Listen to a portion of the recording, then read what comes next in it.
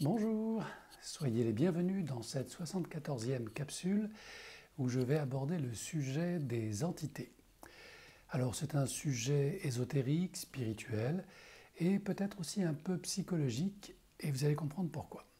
Donc le sujet des entités est un sujet qui remonte à la nuit des temps, à une période où effectivement le chamanisme était la première religion du monde et où les esprits venaient perturber le sommeil, la santé, le bien-être des personnes du village et où le chaman entrait en transe pour communiquer avec ces esprits, esprits désincarnés, de personnes décédées, esprits de la forêt, esprits des animaux, qui en général avaient un message à transmettre à la personne concernée qui souffrait de psychose, de dépression, de mal-être. Alors bien sûr, les religions sont arrivées après et ont expliqué que ces entités avaient un caractère nuisible, voire possessif, sataniste, absorbeur d'énergie, vampire, etc. Donc toute cette mythologie religieuse, psychologique, s'est infusée dans l'inconscient collectif et il n'est pas rare, quand on fait un stage de développement, d'énergétique, de rencontrer des enseignants qui nous parlent justement des entités. Certains même en ont fait leur fonds de commerce et nous expliquent comment nous débarrasser de ces entités, comment nous nettoyer quand ils ne le font pas eux-mêmes. Alors bien évidemment, mon propos n'est pas de juger les enseignants ou les médecins de l'astral qui travaillent sur les entités. Chacun a son rôle à jouer et je dirais que c'est une histoire de croyance. Alors ce qui est intéressant, c'est quelle est mon expérience de ce phénomène des entités à travers mon parcours spirituel et personnel. Alors, les entités, moi, je les ai rencontrées il y a de ça bien longtemps. J'avais 11 ans à l'époque. Et ça s'est caractérisé par des phénomènes de voix que j'entendais et des phénomènes de voix qui étaient cumulatives et que je ne pouvais pas discerner. Donc, à l'âge de 11 ans, j'ai développé peut-être un noyau schizophrène à ce moment-là et j'ai été paniqué. Et dans ma panique, instinctivement et sans y réfléchir, j'ai demandé l'intervention du divin pour justement faire en sorte que ces voix s'arrêtent dans ma tête. Est-ce que j'étais parasité? Est-ce que j'étais en proie à des entités? Ou est-ce que c'est simplement un noyau psychotique que nous avons tous qui s'est déclenché à ce moment-là? Je ne saurais vous le dire, mais ça a fonctionné. C'est-à-dire que le phénomène de prière, de foi, m'a libéré de cette emprise mentale qui m'avait submergé. Alors j'avais 11 ans, je jouais au billes, ça a duré quelques minutes, mais c'était suffisamment violent pour que je m'en rappelle encore aujourd'hui. Voilà donc ma première, je dirais, expérience avec quelque chose d'extracorporel, d'extra-mental. Les années passant, bien sûr, je me suis investi dans ma vie rationnelle et mentale et cette expérience, cette mésaventure a totalement disparu de ma mémoire jusqu'à ce qu'elle revienne à travers, je dirais, des perceptions sensorielles, magnétiques, en visitant par exemple une église un jour avec des amis. Et je me suis senti envahi par une sorte de froidure qui m'a totalement tétanisé en entrant dans l'église. Et j'ai été presque incapable de parler tellement j'avais froid. Je commençais à claquer des dents. Et à ce moment-là, donc, le prêtre est arrivé de la paroisse et m'a demandé si ça allait bien. Et je lui ai expliqué que non, pas du tout, j'avais très froid et je ne comprenais pas pourquoi. Je me sentais si mal alors que j'avais l'habitude de visiter des églises sans aucun problème.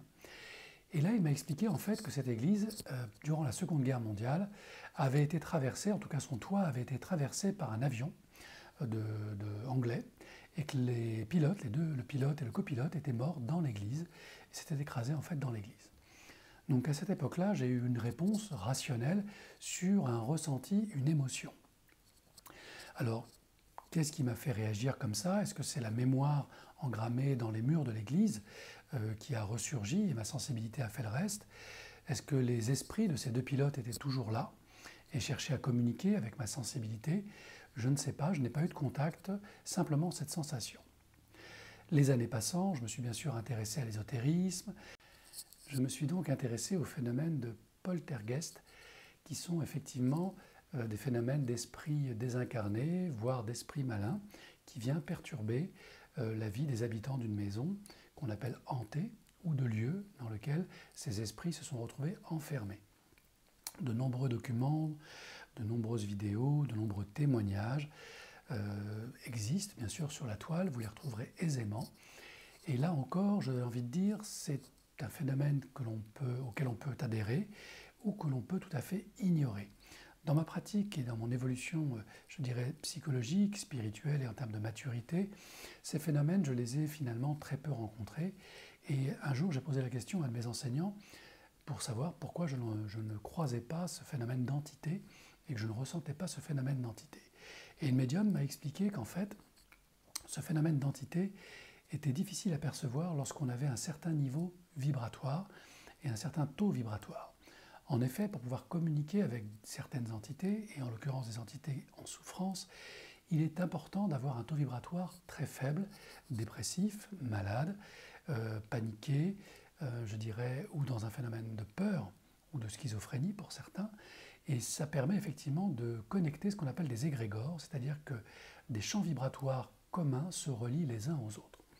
Donc c'est un peu comme une antenne, notre cerveau serait une antenne, et cette antenne capterait ce qu'elle est en capacité de capter en fonction de sa vibration.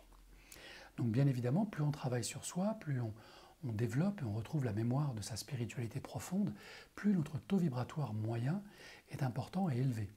Alors bien sûr, ça nous met à l'abri de nombreuses entités de basse vibration, et ça nous rapproche, on va dire, d'entités de haute vibration, d'où mes connexions avec un ange, avec les esprits de mon groupe d'âme, de mon guide, etc. Donc ça marche très bien dans un sens et ça marche très bien dans l'autre. Alors bien sûr, les esprits rationnels dont je fais partie vont m'objecter que c'est un phénomène de croyance et que les esprits n'existent pas, que les entités n'existent pas et que finalement c'est une question d'imaginaire. Alors oui et non, selon le niveau vibratoire où on se trouve, c'est absolument quelque chose qui n'existe pas, en tout cas des entités dites malignes, et si on est à un niveau très élevé, effectivement, ça n'existe pas.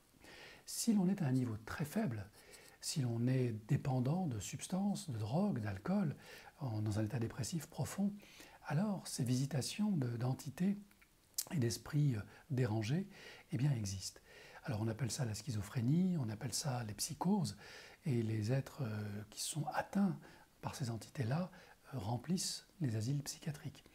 Donc les psychiatres, bien sûr, ramène ça, je dirais, à des problèmes neurologiques ou des problèmes de violence, et c'est vrai en partie, mais ça n'est pas la seule explication possible. Il est fort à parier voilà, que ces personnes-là sont entre les mains d'entités et d'esprits qui les manipulent.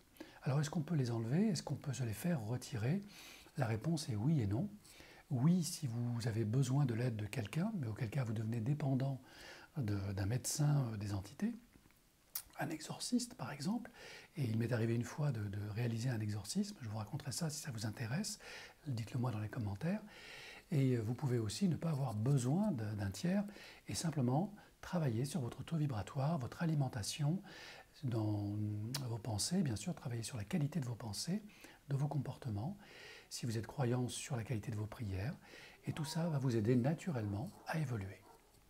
Donc, il n'y a pas de fatalité, le phénomène des entités est une réalité objective et subjective, et c'est à vous de découvrir, si cela vous intéresse, ce phénomène, et rassurez-vous, vous êtes tout à fait apte à vous en départir si vous continuez à retrouver la mémoire de votre être lumineux, de votre âme, de votre cœur, qui vous met à l'abri naturellement de tout ce genre d'agression et de vampires énergétiques.